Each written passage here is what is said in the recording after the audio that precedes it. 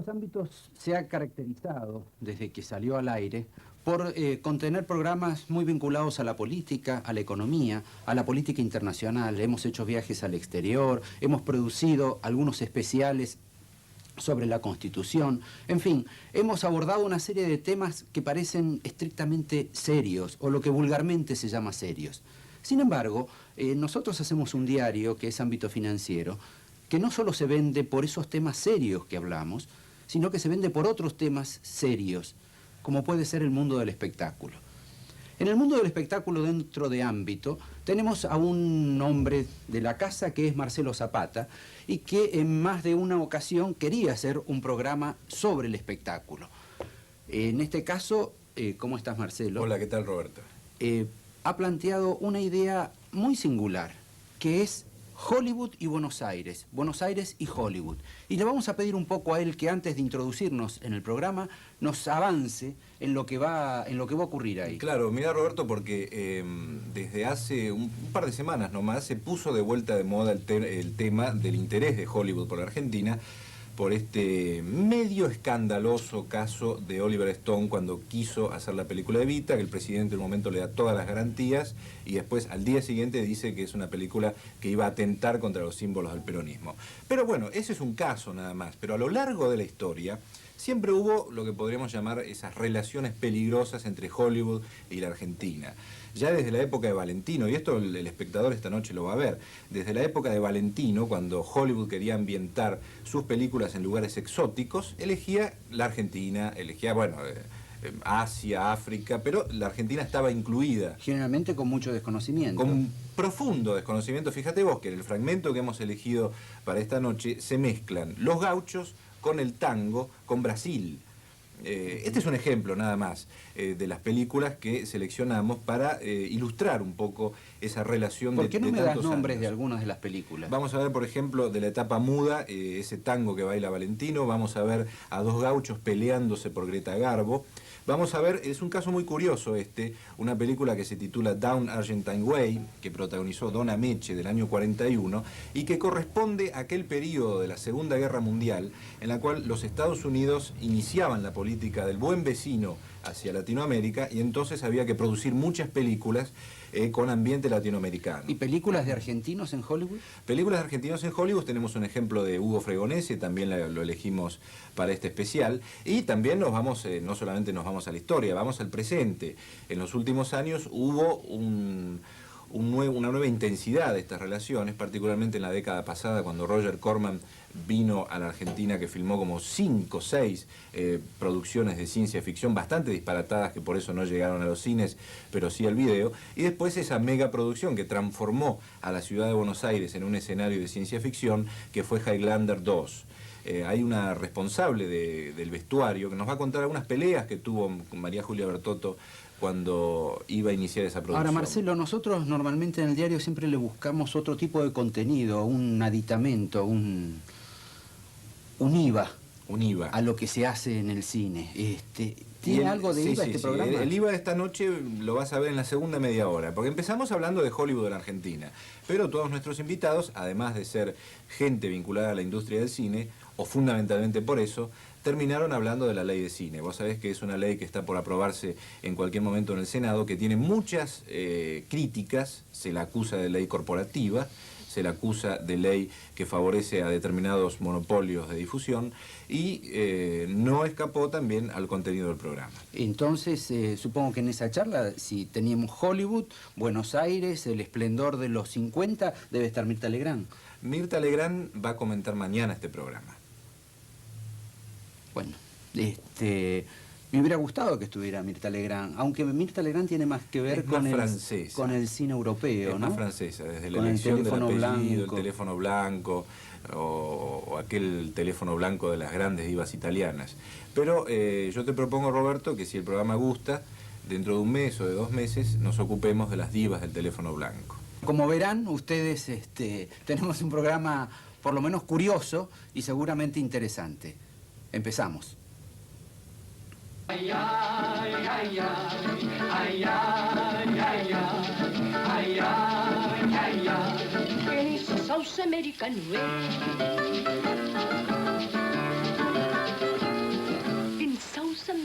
Nueva.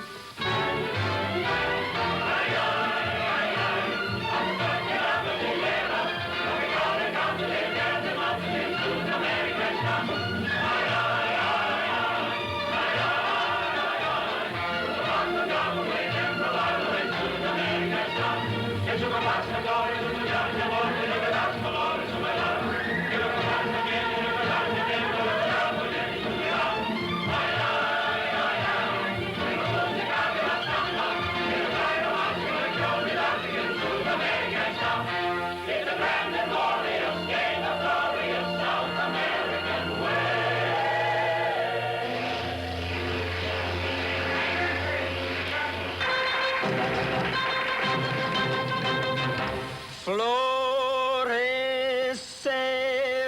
un querer si llega usted a ir a ver Argentina. Su corazón gozará, entonces le gustará Argentina. Su corazón gozará, entonces le gustará Argentina.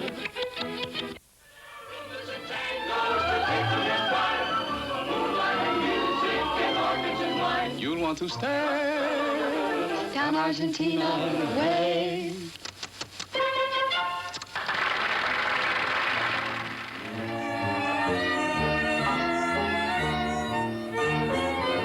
Cualquier tema que tenga que ver con la relación entre Hollywood y la Argentina llama un poco al cholulismo de la gente.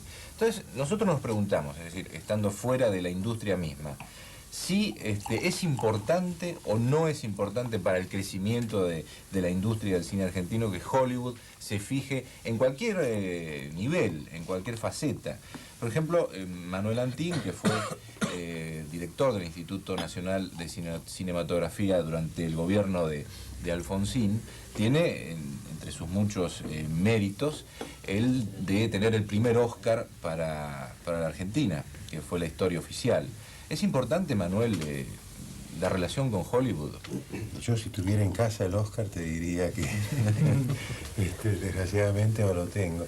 A mí me parece que lo primero que hay que hacer en estos casos es no darle importancia a si la relación, a qué es Hollywood, qué no es Hollywood. Yo creo que Hollywood es como un centro de producción muy importante, ¿no? Con el cual no debemos nosotros ni soñar. Es un lugar como de ciencia ficción, pero que no debemos ni soñar ni envidiar, ¿no?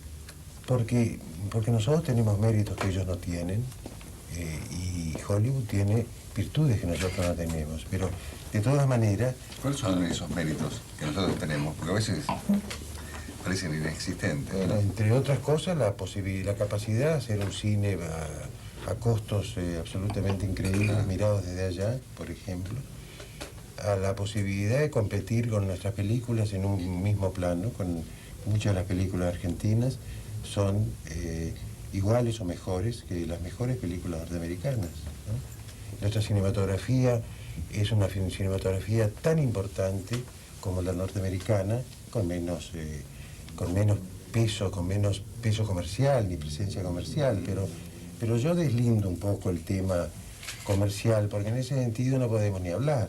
Yo creo que no podemos hablar ni nosotros, ni los españoles, ni los alemanes, ni los suizos, ni los italianos, ni los japoneses. El cine de Hollywood es un cine que prevalece absolutamente en todo el mundo, porque hace muchísimos años que se dedican a eso. Y nosotros hace muchísimos años que nos dedicamos al cine, pero no a eso.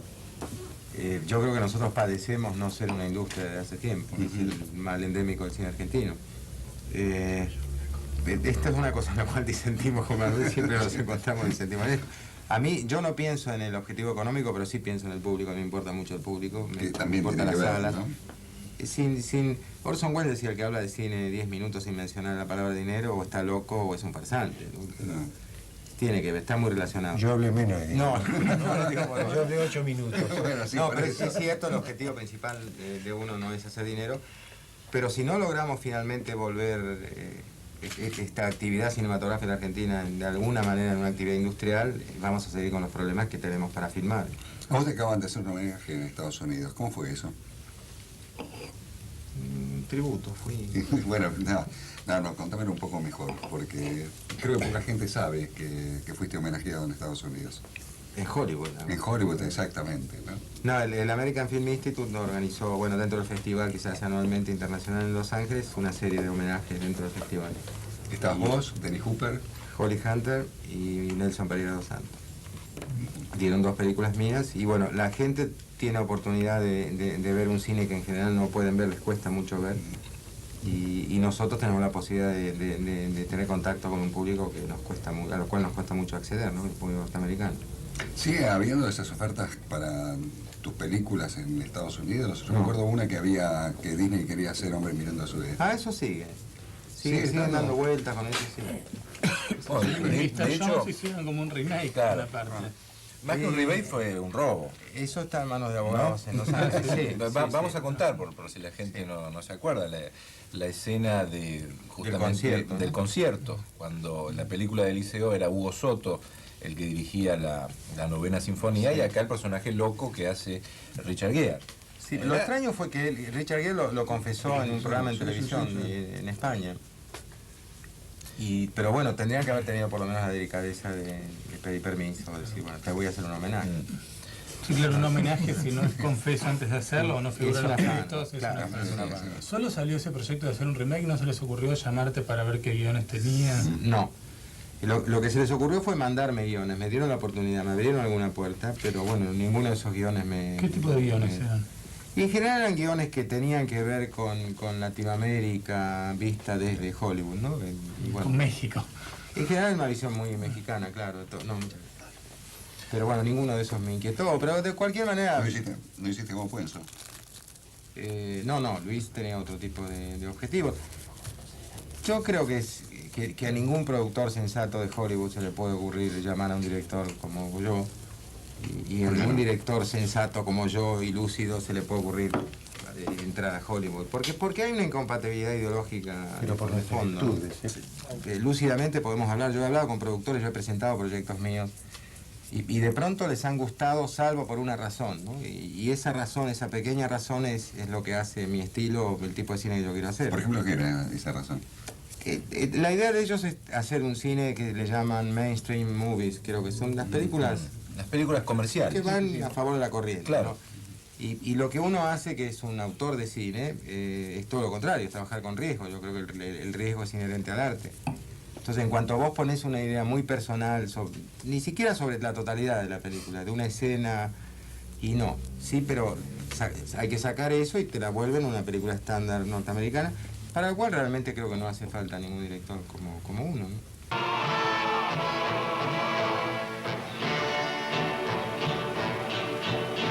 Marina mine,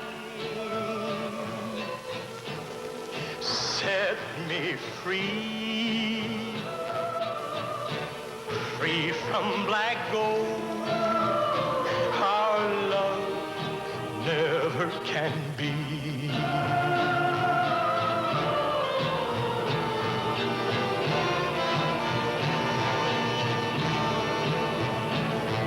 Once we lived in a shack, drilled for oil, precious.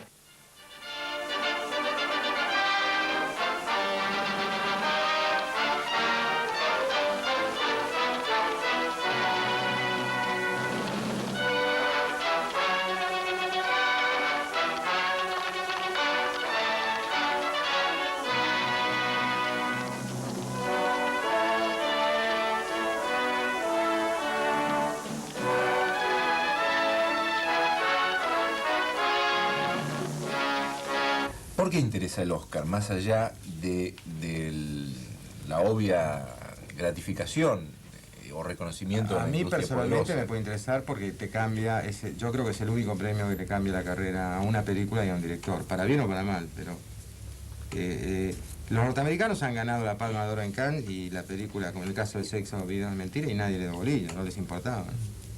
Salvo que la película, sobre todo para el cine extranjero, si una película extranjera gana un Oscar o es nominada, tenés acceso a la distribución, si no es muy difícil. Es muy cerrado. Un Oscar se negocia. Sí, sí, de alguna manera también. ¿Cómo se negocia un Oscar? Es decir, yo no quiero entrar en terrenos... No, esto además no es peyorativo para la película. No es peyorativo, no, pero obviamente... Pero hace falta todo un despliegue de relaciones públicas, de apoyo del país y de negociaciones, y que esto es lo que se decía que había ocurrido con el último Oscar del cine español, ¿no? Sí. Que se negoció el tema de la cuota de doblaje en España, lo cual no le quita méritos a la película, pero digo, ¿es necesario eso? No creo. No. ¿No hubo negociaciones así en la historia oficial en esa época?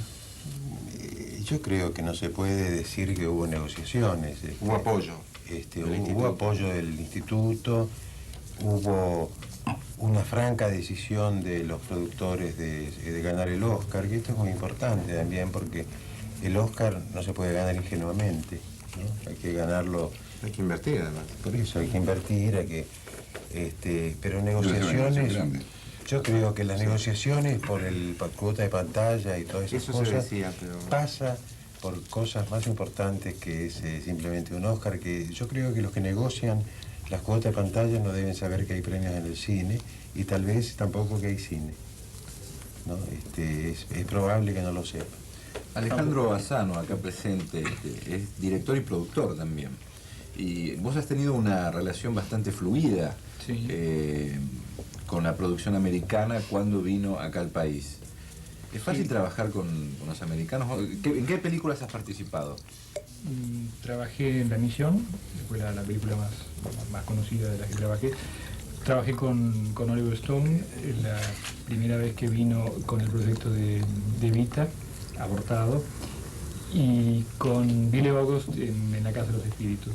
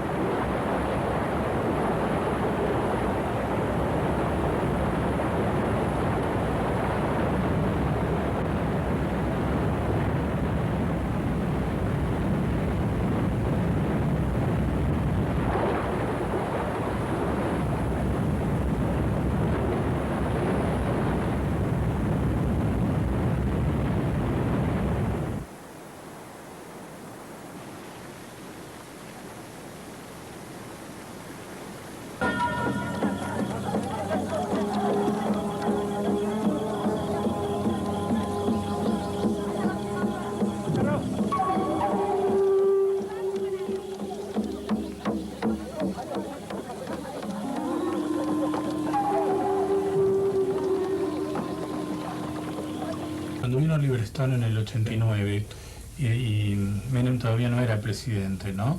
¿Fue difícil gestionar la entrevista de Stone con...? No, en ese caso no, no, de ninguna manera. ¿Está abierto Menem, digamos, a recibir a un cineasta extranjero? Menem ha probado estar siempre muy interesado en conocer figuras del ambiente artístico internacional, así que estaba de lo más encantado de... En eso nos parecemos, digamos. Claro, hay un punto de contacto.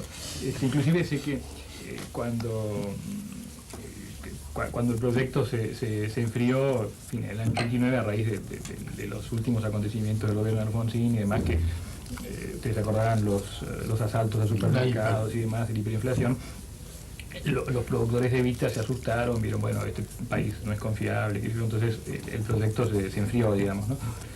Y recuerdo que al tiempo Menem se encontró con Oliver Stone, que fue en Washington, entonces le preguntó, bueno, ¿por qué no viene? Total, si las condiciones ya están otra vez, son favorables otra vez para poder filmar, o sea, estaba interesado. En todo momento Menem quiso hacer esa película. Sí, no sé cuánto conocía realmente del proyecto, pero le pareció una cosa interesante que se hiciera, ¿no? Es decir, lo que él, desde su punto de vista, lo que él veía, le parecía atractivo. ¿Y cuál es tu relación específica con Stone? Mi relación específica con Stone, bueno, a principios exactamente así, a principios del 89 hice un viaje de trabajo a Los Ángeles para hacer contactos, ¿no? Tocar gente de empresas productoras que pudieran estar interesadas en venir a trabajar a Argentina. Y en ese momento, no sé si era el mes de enero o febrero, salió la noticia de que estaba otra vez avanzando el proyecto de Evita. Entonces, a través del abogado nuestro en la empresa que preparaba los contactos, averiguamos quiénes eran los que producían la película, Weintraub Entertainment. Tuvimos una reunión con ellos, les explicamos quiénes éramos y bueno, pareció que era factible que pudiéramos dar su apoyo de producción en Argentina, y entonces cuando el proyecto empezó a caminar, bueno, nos vinieron a ver y así empezamos a trabajar. Trabajamos durante 5 meses más o menos, hubo una preproducción bastante seria, bastante activa, ¿no? Igual que en el caso de La Casa de los Espíritus.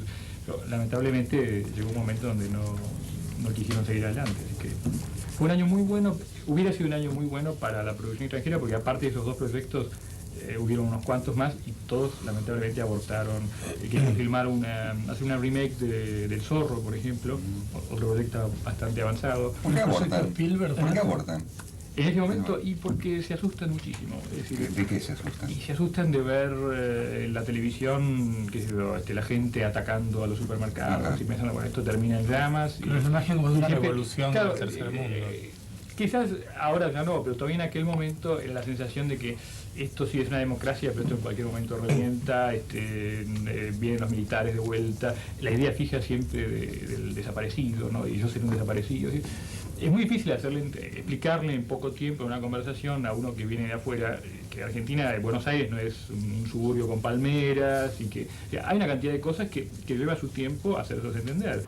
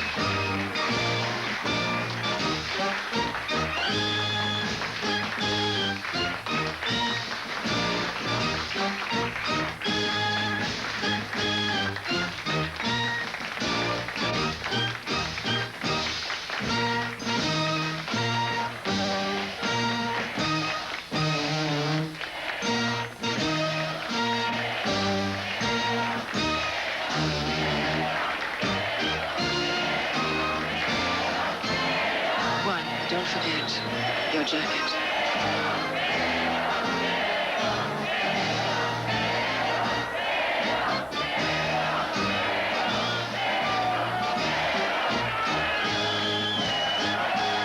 En caso de Evita creo que tiene sentido si se hace acá, porque hecha en Madrid o Montevideo, parece que mucho... Ya se hizo Evita Perón en México, con Monterrey se hizo.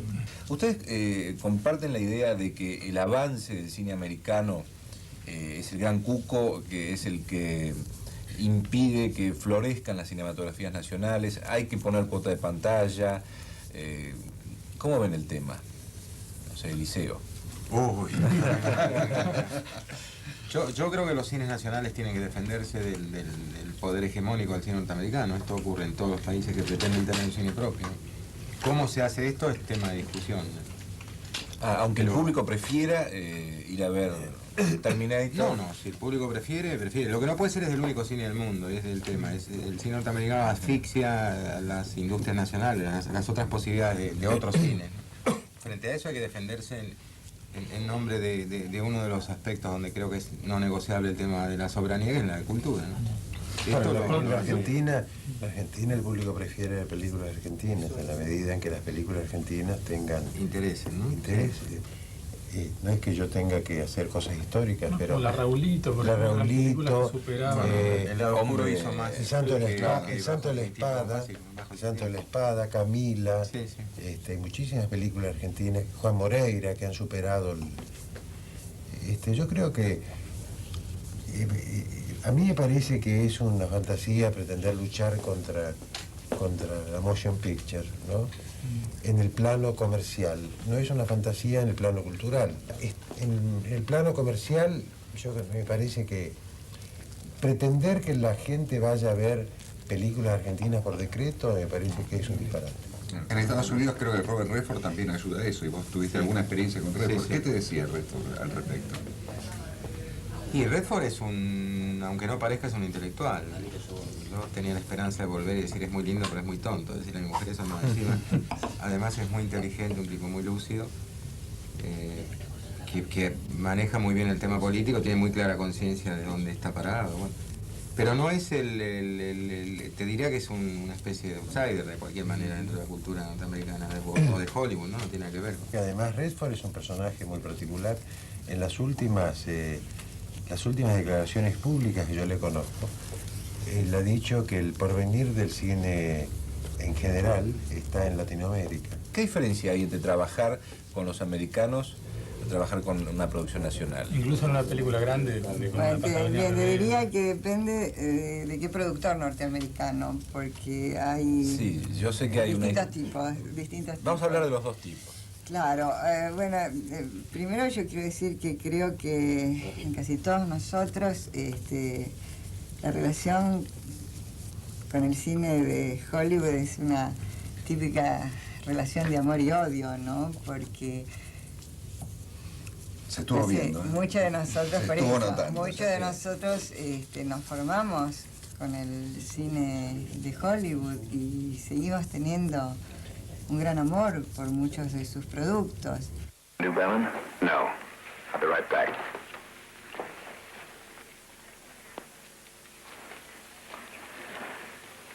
Now, isn't this something? It's a small world in Argentina, isn't it? Isn't it? There's no such thing as an almond in Argentina. No, I'll get it anyway. I will. I'll get it. I'll get it. I'll get it.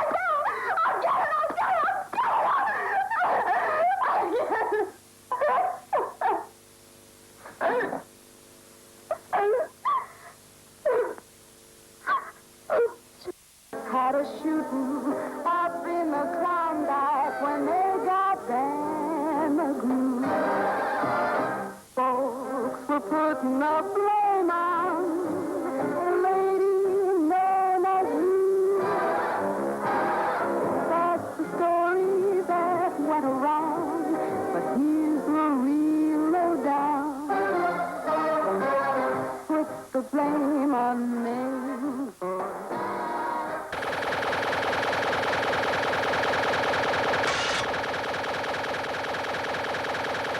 Ámbito financiero dice que hay emisión monetaria. En este ámbito de noticias, che. Los títulos de ámbito pueden modificar los mercados. Cada mañana que me encuentro con ámbito financiero, me pregunto, ¿con quién se va a pelear hoy? Polémico, pero siempre el diario mejor informado del país. Diario Ámbito Financiero.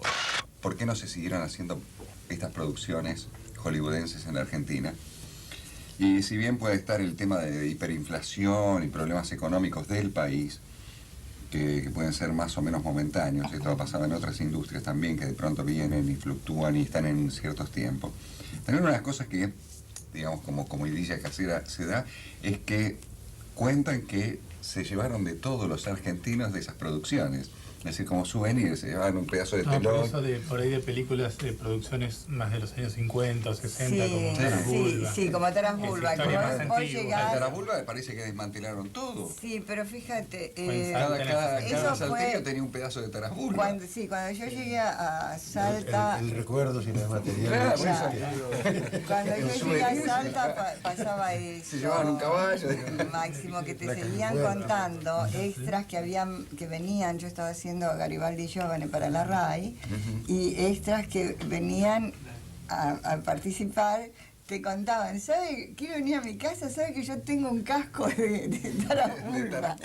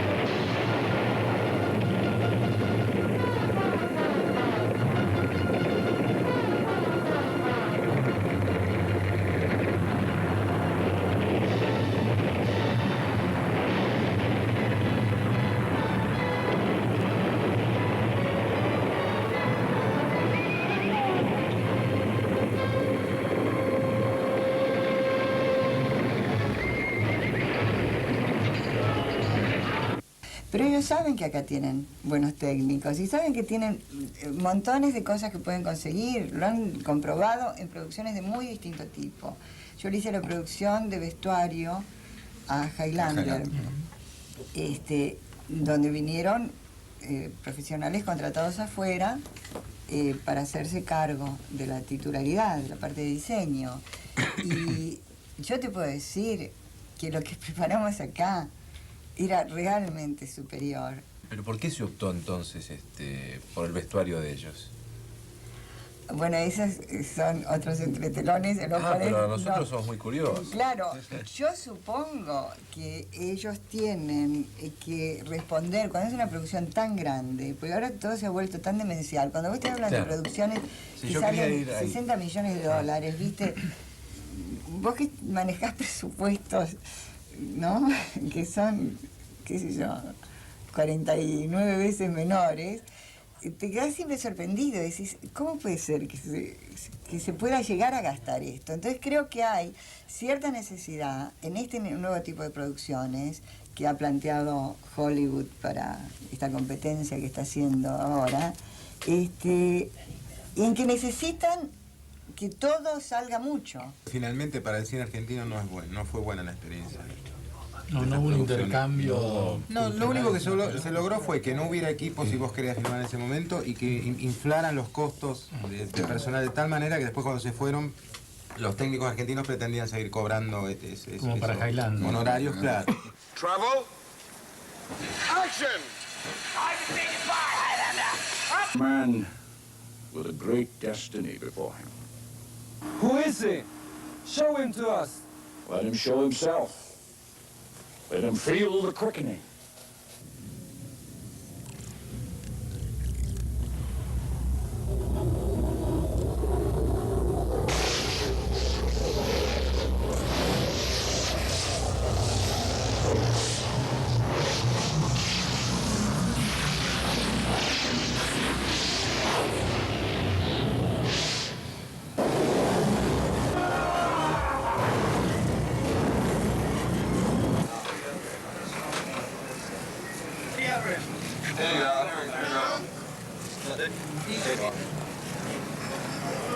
That's right.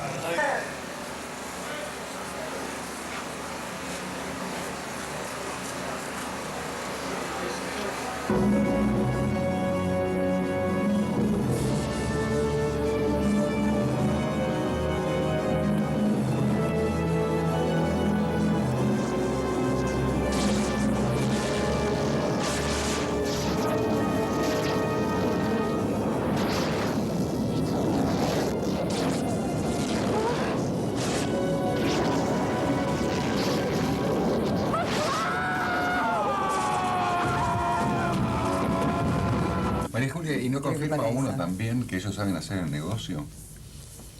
Mira, yo no sé si saben hacer también el negocio. Saben, dijiste, saben. Saben.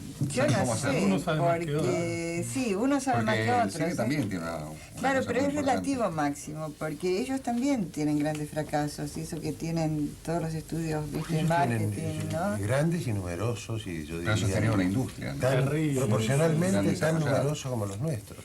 Sí. Aquí fracasan de 30 películas, digamos, fracasan 20. En Estados Unidos de 500 fracasan 400. Yo creo que la proporción del éxito es siempre el 10% de lo que se hace. Claro, y fíjate, Manuel, que ¿Y además... cómo han podido ellos- construir una industria tan poderosa, Pero tan es que ha variada? cambiado mucho ese mundo, Máximo. Vos Es a lo una mejor visión estás política. hablando de otra etapa. Es una visión política, además. ¿No es cierto? Porque mira, cuando de pronto Paramount saca a David Putnam, que es un productor muy creativo y que sabe mucho de cine, entonces la Paramount lo saca a Putnam y en su lugar, ¿a quién pone? A la estrella del marketing de ese momento, del marketing publicitario, que había inventado el papel higiénico estampado. ¿En serio? Sí. ¿En serio? Entonces, eso te da la visión clara. Antes, yo lo escuché a Richard Whitmark en un Estampado con figuras reportaje. políticas de la oposición. Claro, digamos. sí. Que decía en un reportaje que tanto como se denigró y se habló mal de los grandes mogoles, ¿no? De los mayors, pero al fin y al cabo, decía Whitmark con sus 50 años de cine, ¿no? Esos viejos querían el cine. Claro, ¿no?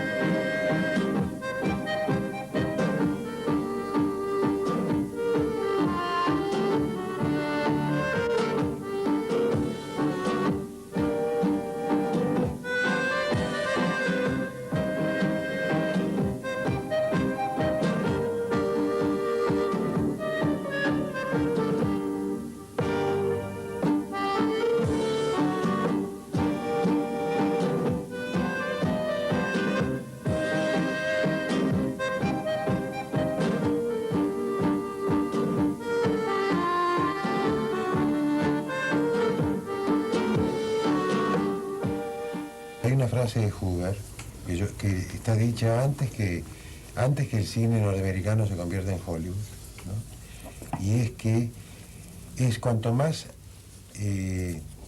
películas norteamericanas se vean en el mundo, más heladeras y autos norteamericanos se venderán. Yo creo que esto es una visión política del cine. Yo creo que ese es el origen de Hollywood. Que deberíamos tener nosotros también. Que deberíamos tener. Los políticos deberían. Pero absolutamente. Y que, por ejemplo, el caso de la misión. El caso de la misión. Yo he hecho estudios en la Argentina en aquella época con el entonces gobernador de Misiones, para demostrarle el enorme incremento del turismo que había significado la misión para la Argentina. ¿No? Enorme, de turismo canadiense, alemán, norteamericano, ¿no? Porque la gente quiere ir a los lugares que ve en la pantalla. ¿no? Eso es una cosa que, en fin... Importantísimo, importantísimo. Bueno, si bien el tema que nos reúne es Hollywood y la Argentina, no podemos dejar pasar, ahora se está debatiendo, ya no se debate más, estamos esperando que el Senado sancione la ley de cine, ante lo cual aparentemente hay una gran euforia por parte de la industria, pero la ley de cine está tal cual como está, ¿es buena o es mala? Yo voy a usar la palabra se debate, me parece que está muy bien esa palabra. La ley de cine se debate en la estupidez. Se debate en la Es el error. La ley de cine es uno de los errores más grandes que ha tenido la Argentina en los últimos años, ¿no? La ley de cine que tenemos, porque la gente habla de la ley y cree que es la nueva, la que tenemos es la vieja, es la que felizmente existe todavía. Es una ley que ha sido envidiada por países como Francia, España, desde luego Brasil, Chile, ¿no? Es una ley que lo único que necesitaba era una inyección financiera, una oxigenación financiera. Lo que se ha hecho es una ley corporativa, es una ley, el proyecto que tenemos entre manos, una ley que va a tener como consecuencia inmediata el incremento de los costos, por ejemplo, ¿no? Una ley manejada por muchísima gente. Es tan difícil encontrar un buen director del instituto, qué difícil va a ser encontrar 30, ¿no? Que van a ser más o menos la suma de funcionarios que van a manejar eso. Yo creo que es un gravísimo error y espero que ese error quede en la nada y solamente se concrete alguna reforma que permita que el cine argentino tenga los medios de que esta ley lo dota. Yo creo que en este momento, la situación, en este momento particular, la situación del instituto, es una situación en la que yo no querría estar mezclado. Digo yo porque como yo tengo fama de haber hecho una buena gestión, ¿no? Sé que en este momento haría una pésima gestión porque no tengo el plafón, no tengo... ¿Con quién trabajaría? ¿No? Con gente que sostiene que no existe la ética o que el funcionario público es de amianto. Verdaderamente es imposible eso, no se puede. Pensar que yo le voy a pedir dinero a una persona de amianto me parece ya una razón de fracaso. ¿De quién estás hablando? Sí, estoy hablando de Asís. ¿Del secretario de Cultura? Sí. Eliseo, ¿la ley es buena o es mala? Yo estoy de acuerdo con Manuel en que pudo haber sido mejor y que de alguna forma era mejor lo que teníamos, que esto, salvo en un punto que es la provisión de fondos para el fondo de fomento a partir de la televisión, ¿no? Eso creo que es bueno. Y creo que lo mejor es enemigo de lo bueno, como dijo el general Perón alguna vez. Esto es lo que tenemos, yo estoy de acuerdo con él, era mejor inclusive el proyecto oficial que se había presentado a través de Parisier, y creo que hubo después mucho manejo político, mucho manoseo, se cedió ante presiones políticas muy claras, pero de cualquier manera hago votos para que la apruebe el Senado tal como está, porque no hacerlo sería que la ley vuelve a diputados, el cine argentino pierde 2 años, y el cine argentino está en terapia intensiva, necesitamos fondos urgentes. No podemos parar 2 años. No. Entonces, ¿haría modificaciones en la reglamentación o redactaría otra ley para dentro de 3 o 4 años? Pero necesitamos esta ley ahora sí como está. Otro defecto que tiene esta ley, yo creo que es ya francamente patético, que ha logrado dividir al mundo del cine de una manera tan extraordinaria que en fin, que a mí me hace sentir mucha pena, porque además esta desunión implica falta de fuerza, pérdida de energías, ¿no? ¿Quiénes van a luchar? ¿Quiénes van a luchar por un mejor funcionario, por una mejor ley, ¿no? Los países que creen o los gobiernos que creen que uno pasa la historia con la economía están perdidos, ¿no? Los países que creen que uno pasa la historia con la cultura están acertados. En este caso, yo no veo porvenir para ninguna ley, y mucho menos para esta, porque además opino que las leyes que tienen que ver con la cultura tienen poca oportunidad de ser bien administradas por gobiernos que no sean gobiernos democráticos, ¿no? De ahí mi escepticismo. El peronismo no es un partido político como para generar leyes. Una ley generada durante el peronismo tiene que ser lo corporativa que es esta ley. ¿Y el menemismo? El menemismo no sé qué es. Yo preferiría que usaras esa terminología. No sé, me parece que es un caso ya muy concreto y muy hablaríamos de política, ¿no? Pero el menemismo es es lo mismo que el peronismo, a eso hay que convencerse, no son cosas distintas. Pero durante mucho tiempo no ha habido ideas nuevas en el Instituto de Cinematografía y cuando aparecieron a partir del impulso de este gobierno. Y yo no soy menemista ni peronista, pero esto me permite ser muy objetivo además, ¿no? Me parece injusto no reconocer esto. ¿Vos sentís que tenés mejores posibilidades ahora? Yo siento que sí, pero no por algo que tenga que ver ni con la ley, ni con el instituto, ni con el Estado. Una cuestión personal. Creo que está ocurriendo un hecho que puede ser trascendente y ser una bisagra histórica en el cine argentino, que es la involucración de la televisión seriamente en producción de cine. Esto va a cambiar la historia. Va a cambiar el cine, además. No solamente va a cambiar la historia, sino que el cine va a ser distinto. Haremos Zona de Riesgo en cine, haremos Juanito Cañete, Conflicto del 7. No, es que estemos todos en lo mismo, ¿no No, es cierto? no es cierto. Hay intereses, y Lógico. los intereses de los productores y de los directores no son los mismos que los de los sindicatos. Sí, eso es real, eso es real. No sé, don Manuel, ¿qué opina? Las leyes tienen que ser hechas por los directores. Por los directores de Yo leyes. además, por los directores del instituto, no, por los directores del cine. Y yo tengo una razón que me parece que es indiscutible. Esta ley que yo defiendo es una ley hecha por directores, una ley que nació con el influjo de Mares, Soffici, Torre Nilsson, en fin, Tiner, Mujica, que han generado esta ley con presiones hechos en los tiempos de Manrique, jefe de la Casa Militar. Y eran directores productores también. Sí, pero trabajaban como directores, no trabajaban como... Porque los directores son los únicos que no trabajan a cobrar, ¿no? Los directores son los que corren el riesgo. La época de oro del cine argentino era una época en la que la televisión no existía. Industrialmente, La bueno, eso es televisión verdad, pero cambió permitía mucho oros la por manera todas de ver las partes. cosas. Pero hoy día no permite oros, porque hoy día hay un público diferenciado, ¿no? Que va al cine, que no es el público que va a la televisión, ¿no? Y ha cambiado la estética, ha cambiado la temática del cine.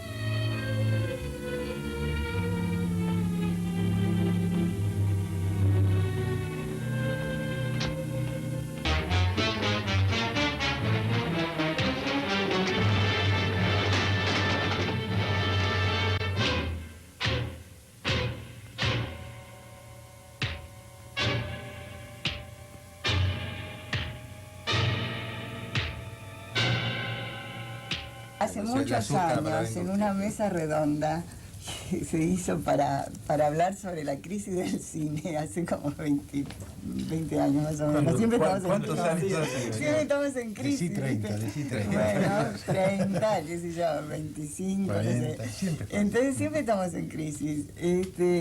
Y yo decía una cosa, que yo realmente, como espectadora y como amante de un cine de sensibilidad, de calidad artística, por supuesto que deseaba un cierto tipo de cinematografía, pero que tenía que entender que el espectro tenía que ser más amplio y que de todas maneras yo prefería, lo decía en ese momento, que la gente que buscaba cierto tipo de productos fuera a ver una comedia de Porcel y Olmedo y no una de Lando Busanca. Porque es el mismo público, ¿te das cuenta? Entonces yo prefería eso. Además, en los años 60 y 70 habían productos culturales que parecían que tenían que ser prestigiosos. Y después nos dimos cuenta que eran lo que nos pasaba a nosotros, absolutamente aburridos. Sí. Eran terroríficamente aburridos. Sí, Máximo, y sin es embargo cierto, eran poca parte de la gente se cultura. anima a decir, En ¿no? serio, en Sí, serio. sí. Había cosas que eran un bodrio espantoso. Y nosotros teníamos que decir, ah, qué bien, qué bueno.